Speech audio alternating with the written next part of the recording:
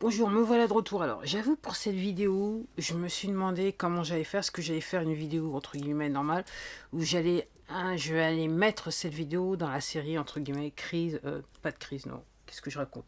Créer une activité. Et en fait, après maintes réflexions, je me suis dit, je vais laisser dans la série créer une activité. Donc, la question, c'est de savoir quel est votre rapport à l'argent. Alors, pourquoi je pensais à ça, c'est que...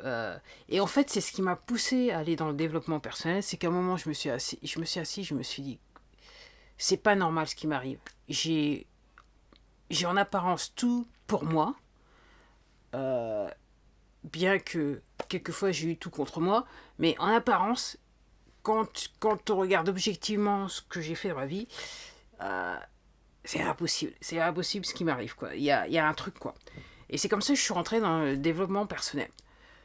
Donc, et j'avoue, donc depuis ces 6 dernières années, particulièrement, j'ai un petit peu renforcé j'ai un petit peu renforcé la dose dans le sens que bon, j'étais malade, je travaillais pas, donc en gros, voilà, j'avais du temps pour lire et voilà, pour voir un petit peu ce qui se passait. Et donc, euh, et donc une chose que j'ai dû très vite essayer de voir où ça n'allait pas, c'est le rapport à l'argent. Alors, tout ça pour vous dire, quand vous créez une entreprise, il faut que vous pensiez au rapport avec l'argent, en sachant que une fois que l'argent il est injecté dans votre entreprise, c'est plus votre argent, c'est l'argent de l'entreprise. Donc en gros, si vous faites des bénéfices, il faut systématiquement réinvestir de l'argent dans votre entreprise, en sachant qu'au début, vous perdez de l'argent, c'est dur.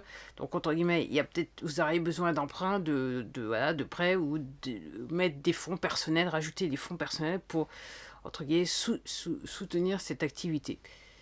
Alors, voilà, je pensais et je me disais, alors, quel est votre rapport à l'argent? Parce que, en gros, ce que je suis en train de dire, c'est que si vous avez grandi dans un milieu où l'argent a toujours été un souci, vous avez un problème.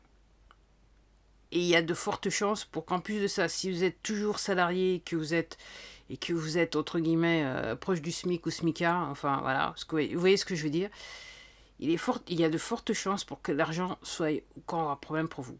Après, dans un autre angle, si vous êtes issu d'une famille aisée, il se peut que l'argent soit d'un problème pour vous. C'est-à-dire que l'argent tombe comme ça et vous ne vous posez pas trop de questions. À savoir comment gagner de l'argent et comment faire fructifier votre argent parce qu'entre guillemets, tout est fait pour vous. Donc vous n'avez pas à y penser. Et c'est là que, effectivement, et ça pour en revenir au fake guru et compagnie, et c'est là que, effectivement, vous avez plus de chances de vous faire, entre guillemets, arnaquer. C'est aussi simple que ça. Parce que ça prend du temps. Ça prend du temps pour, entre guillemets, gagner de l'argent. Il faut travailler. Il faut faire des choses pour gagner de l'argent.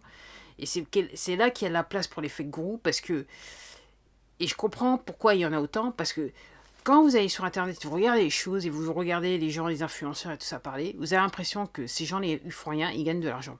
Donc en gros, vous avez tendance à penser, pour gagner de l'argent, il faut savoir, il faut arnaquer les gens. Il y a des gens qui, voilà, il y a des gens qui pensent comme ça, tout particulièrement s'ils n'ont pas une vraie éthique dans leur vie ou s'ils ont un sens moral assez bas. Effectivement, il y a des gens qui pensent comme ça. Après, pour gagner de l'argent, il faut offrir un service, okay, à quelqu'un. Et en échange de ce service, et voilà, il y aura de l'argent qui sera échangé. C'est aussi simple que ça soit de l'achat de biens, voilà, vos vêtements et compagnie. Il y a un service, il y a quelqu'un voilà, qui s'est pris la tête à créer un vêtement pour vous, pour tout le monde. Et ce vêtement vous plaît. Et donc il le met, entre guillemets, cette personne s'est pris la tête à vouloir mettre ce vêtement à votre disposition, à votre taille, à travers un magasin. Enfin, voilà, vous avez compris ce que je voulais. Et vous avez un petit peu d'argent. Et hop, vous allez acheter le vêtement. Pour prendre l'exemple du vêtement. Donc oui, gagner de l'argent, entre guillemets, c'est un service que vous rendez à quelqu'un et en échange de ce service, vous allez avoir une compensation monétaire.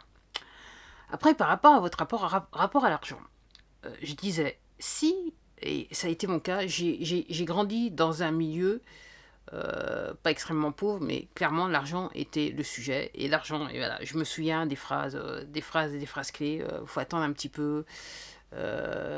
Nous, on n'est pas ce genre de personne à pouvoir se permettre de faire ce genre de choses. Voilà. Alors, curieusement, Après, il y a le phénomène de l'épigénétique. J'avais fait une vidéo, mais je ne me rappelle même plus du titre, sur cette chaîne, en parlant de maladies, enfin, je ne me rappelle plus, enfin, de maladies, un truc comme ça.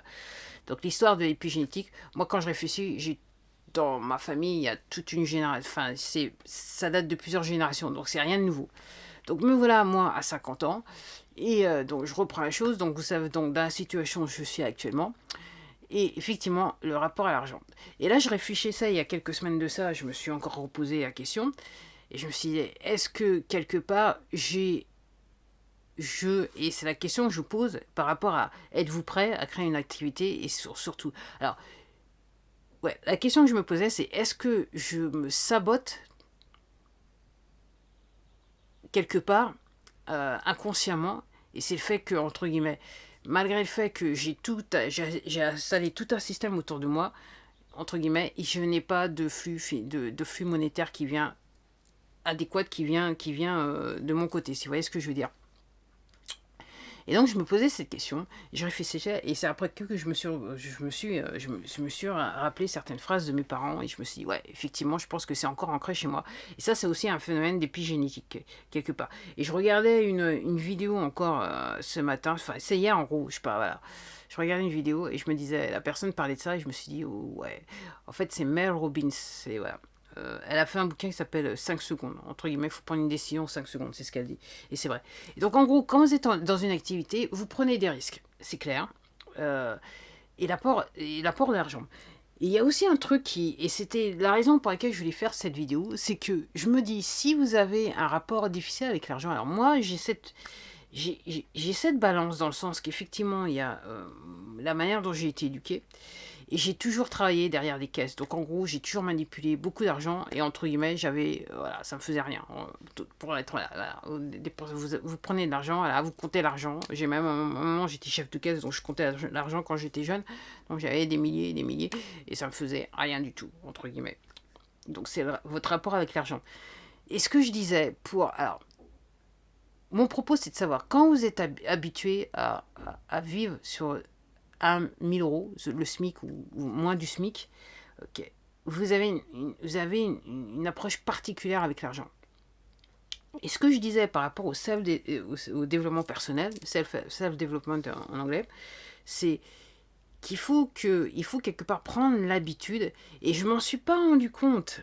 Je vous dis, ça fait 48 heures que je suis en train d'y penser, je m'en suis pas rendu compte, c'est que il faut prendre l'habitude. Si vous n'êtes pas entouré de gens qui gagnent plus que vous, okay, il faut prendre l'habitude de regarder ou de lire des bouquins, des magazines, je sais pas, enfin voilà, ou de regarder des vidéos où on parle d'argent sur un sujet qui vous intéresse, ne pas avoir peur du fait que, ok, la personne parle d'une Bentley, je sais pas combien, de 200, 300 000, 500 000 dollars ou 1 million, j'en sais rien, enfin bref, le prix est cher, entre guillemets. Pouvoir regarder et être habitué à voir des gens qui parlent de montants qui sont phénoménales par rapport aux montants que vous avez de votre budget de tous les jours. Donc ce que je disais, c'est si vous lisez pas, et en gros, pourquoi je pensais à ça, c'est que là, je suis en train de terminer le bouquin, donc The Great Deformation, qui parle de la création du système financier américain. Et c'est vrai que donc c'est un gros bouquin, très très gros, je crois qu'il y a 500, 600 pages, je me rappelle plus. Enfin, il est gros, en gros, il est comme ça. Et je vois, donc, parmi toutes ces pages, j'arrête pas de lire, oui, alors, 1 milliard par-ci, 30 milliards par-là, 60 milliards par-ci, machin chose par-là, et 1 million par-ci, et en gros, j'ai pas vu les millions, entre guillemets, dans tout le bouquin, il est plus question de milliards que de millions. Et entre guillemets, pourquoi je dis ça, c'est que ça vous aide à banaliser le fait que votre quotidien, c'est peut-être autour de 1000, 100, 200, 300 euros, mais entre guillemets, les milliards, ça existe, les millions, ça existe, et ça se compte, et il n'est pas plus difficile de compter en milliards ou en millions qu'il est difficile de compter en centaines d'euros ou en milliers d'euros, si vous voyez ce que je veux dire, si vous voyez ce que je veux en venir. Donc oui, quand vous avez une activité, il faut quelque part redéfinir votre rapport à l'argent. Et c'est vrai que il faut savoir prendre des risques, et prendre des risques, c'est dépenser de l'argent que vous n'avez pas nécessairement, ou de l'argent que vous avez, mais vous prenez un risque dans le sens que vous ne savez pas si vous allez avoir votre voilà, un retour sur investissement immédiat. Et c'est vrai que la plupart du temps, c'est plus le retour sur investissement, il se fait dans le temps et non pas immédiatement. Généralement, c'est voilà, je dirais presque la chance, mais entre guillemets, ce qui fait que vous aurez votre retour sur investissement immédiat. C'est ce que je pensais. Donc, au mois de mai, j'ai été contacté par quelqu'un entre guillemets, qui m'a offert un deal. Le deal paraissait beau, mais en gros, voilà, on a un accord verbal, donc c'est pas un souci par rapport à ça. Mais c'est vrai que entre guillemets, ça me coûte rien d'être dans ce deal, mais clairement, si sur le coup ça m'a rapporté un peu d'argent, là maintenant c'est voilà, l'eau est très très calme, et je sais pas si ça redécollera quoi. Donc là, par rapport à ce deal, ça me pose pas trop de soucis parce que j'ai pas investi trop personnellement, n'est-ce pas? C'est voilà, voilà. Mais il est clair que voilà. Donc quand vous créez une activité, vous devez prendre des risques. Ok, vous devez pas avoir peur. Ok, voilà, d'investir des millions, des milliers d'euros, et de savoir si ces milliers ou des millions d'euros, vous allez avoir un retour sur investissement. Alors, tout dépend de la nature de votre activité, ça peut se faire, mais dans le vrai monde, votre retour sur investissement, il ne sera pas immédiat. Donc oui, alors, je parlais de ça pour, voilà, pour donc créer son activité, mais c'est pour ça que j'étais un petit peu divisé en disant est-ce que quelque part je pourrais pas le mettre dans une vidéo normale, parce que même pour une personne lambda, c'est réellement une question que vous devez vous poser. Comment vous avez éduqué? Quel est votre rapport? Quel était le rapport que vos parents avaient avec l'argent, excusez-moi, et forcément, ce rapport, ils vous l'ont transféré à travers votre éducation. Et est-ce que vous êtes, entre guillemets, éloigné de ça, ou est-ce que vous êtes toujours dans le même, entre guillemets, dans le même cadre, et que quelque part, posez-vous la question, est-ce que vous n'êtes pas en train de reproduire ce rapport malsain ou sain, tout dépend. Et est-ce que quelque part, si vous avez des enfants, vous n'êtes pas en train, entre guillemets, de les éduquer de la même façon, ce qui veut dire que... Et effectivement, je regardais aussi, je lisais, excusez-moi, des bouquins sur la sociologie. On parle de... Il y a certaines personnes qui emploient le mot pauvreté générationnelle. Et là, on est un petit peu aussi dans le domaine de l'épigénétique aussi. Donc oui, quelque part, pauvreté générationnelle, parce que, entre guillemets, la pauvreté et je dirais, les sources de la pauvreté et la manière et la manière de vivre dans la pauvreté est quelque part transférée de génération en génération à travers l'éducation. Et en plus de ça, si vous n'êtes pas un environnement un petit peu différent, ça va être un petit peu compliqué de se sortir de cette situation. Bon voilà, j'ai l'impression d'aller, donc je vais arrêter là. J'espère que vous avez bien compris, vous avez compris mon point de vue.